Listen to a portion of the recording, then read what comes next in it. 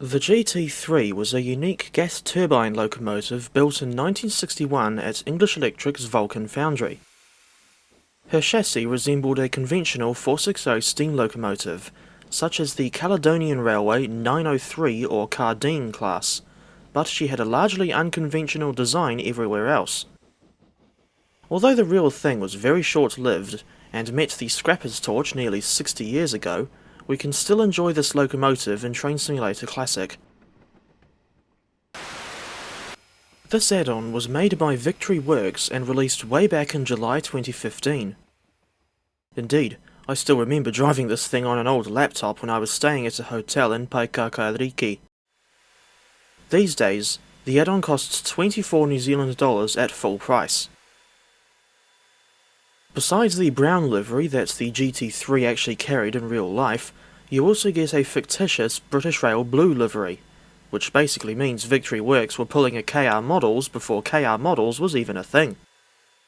The add-on also includes weathered versions of the overused RSC Mark I coaches and 5 scenarios for the Woodhead line. The scenarios involve a series of test runs with the GT3, and I'm pretty sure she actually did carry out trial runs on the Woodhead line in real life. This is the classic 1950s era version of the route that takes place soon after the electrification was finished, and not the later Woodhead in blue version that takes place just prior to the line's closure east of Hadfield in July 1981. Given that Victory Works are better known for their steam locomotive add-ons, such as the Great Western Railway Small Prairies, Southern Railway Q1, United States Army Transportation Corps S-160, and War Department Austerity 280, I've always found it bizarre that they also made this gas turbine locomotive as a TS Classic add-on. But hey, at least she's another unusual locomotive that we can take for a jolly jaunt, if you will.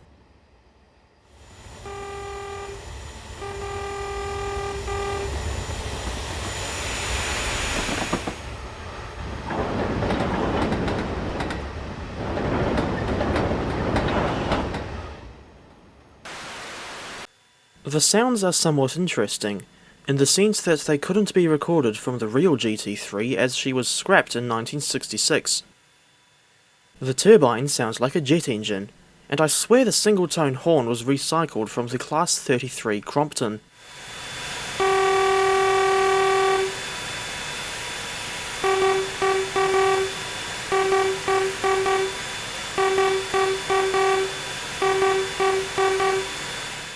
Incidentally, I can't demonstrate the 33's default horn for comparison, because I've got an old, and now discontinued, Armstrong Powerhouse sound pack installed on this thing.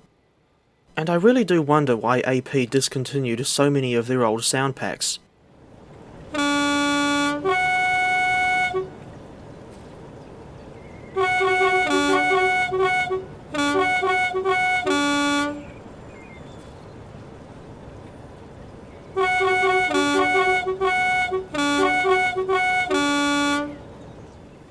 By default, the GT3's headcode discs are set up for a Class 1 express passenger train. You can change the headcode by pressing Ctrl 1 or any number up to 4, but my favourite feature on the GT3 is the realistic cold start procedure. When you're in the cab, you can press Ctrl H to bring up an instruction sheet, and this will tell you all the steps required to get the locomotive up and running. If you're preparing the locomotive from cold, that is.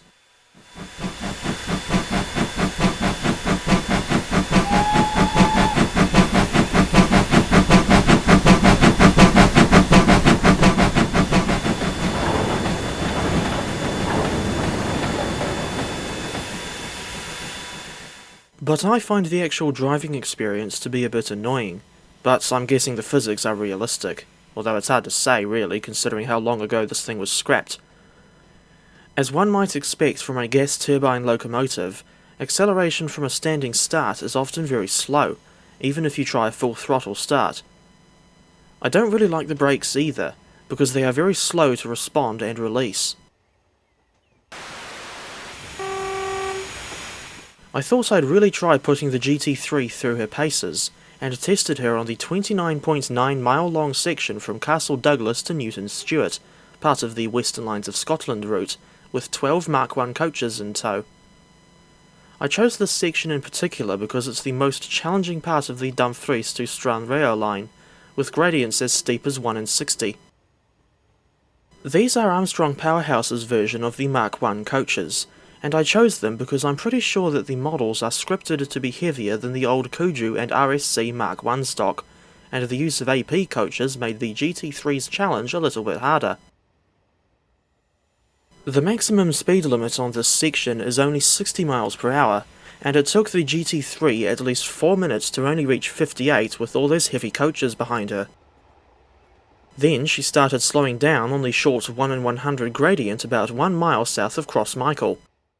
I don't know who Michael was, or why he was cross, unless it was Mr. Rosen and he had his chocolate cake stolen. I had the throttle wide open for almost the entire run out of Castle Douglas, and the GT3 was doing 75 miles per hour by the time she got to the Loch Ken viaduct, completely ignoring the 30 mile per hour speed limit across the viaduct. She didn't slow down as much as I thought she would on the 1 in 80 climb from the viaduct up to New Galloway station, and was only down to 71 when she reached the station. The GT3 is reasonably powerful, and it can still get a decently long train up to speed, albeit with poor acceleration regardless of how long her train is. She is not powerful enough to maintain a decent speed on gradients steeper than 1 in 100, but to be fair, most locomotives would struggle with 12 Mark I coaches on a line with gradients as steep as 1 in 60. The steepest part of the Castle Douglas to Newton Stewart section is the climb from Big Water of Fleet Viaduct to Gatehouse of Fleet Station.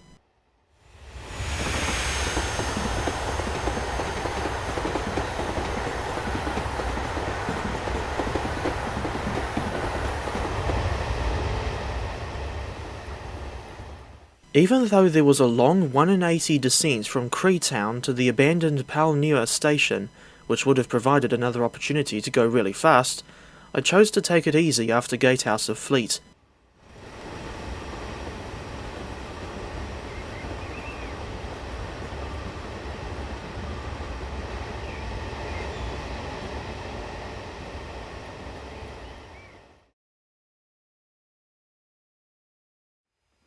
Next, I did a speed test on the old test track route, since Western Lines of Scotland is not really a racetrack. On this occasion, the GT3 was just running light engine, and she got up to an absolute top speed of 91.5 miles per hour before the turbine cut out and returned to its idle speed of 2700 RPM. I don't know why she does this.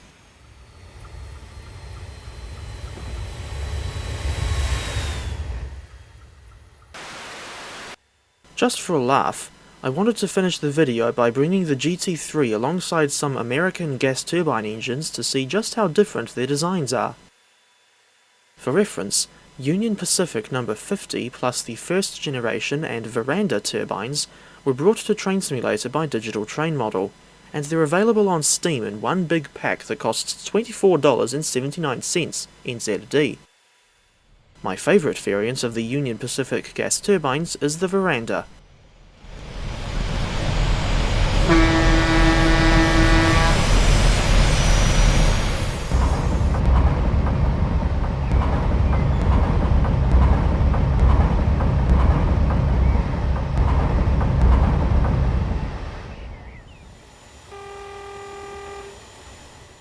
Despite the issues I have with driving the GT3, I still like to take her for a spin every now and then. Although it's not realistic in the slightest, I like running this thing on routes like Western Lines of Scotland and the Esthwaite branch. The latter is fictional. I can easily recommend this locomotive to people who want to drive something obscure or out of the ordinary.